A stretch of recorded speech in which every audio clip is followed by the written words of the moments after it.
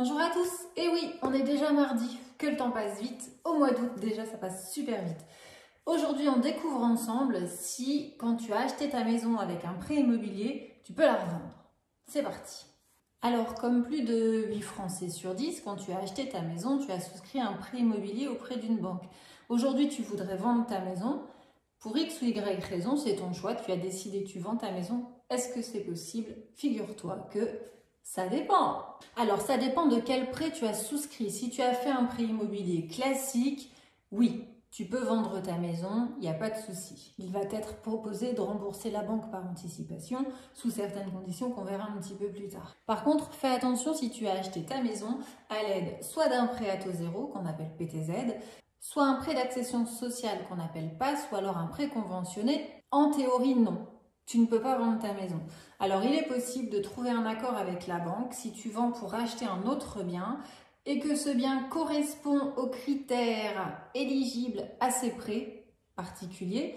Dans ce cas-là, tu peux transférer ton prêt sur le nouveau bien. Sinon, c'est la mauvaise nouvelle, tu ne peux pas vendre avant d'avoir remboursé ce prêt aidé.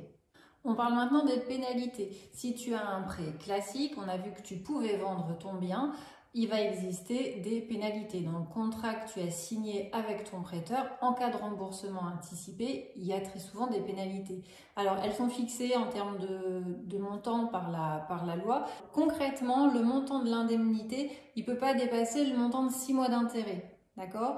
Et il ne peut pas non plus dépasser 3% du capital restant dû. Attention, tu peux avoir une petite indemnité complémentaire si tu avais souscrit un prêt à taux variable. Alors, il y a des exceptions au paiement de ces pénalités. Il y en a 3. La première, tu vends ton bien suite à un changement de lieu de travail. Alors, le tien ou celui de la personne avec qui tu vis dans le logement. Dans ce cas-là, les indemnités ne sont pas dues.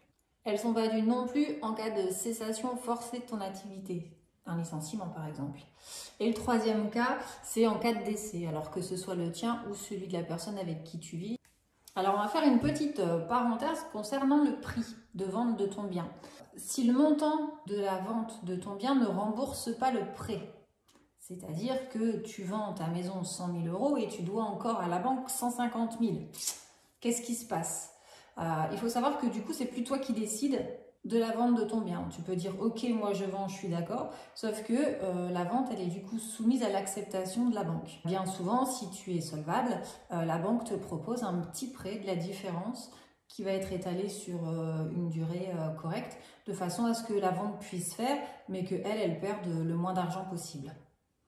Voilà, tu sais tout. Une fois de plus, tu remarques que même quand tu es propriétaire de ton bien, eh ben, tu fais pas ce que tu veux. Tu as besoin de conseils, je suis jamais très loin. Tu me demandes en commentaire et je te réponds. Ou alors tu m'appelles.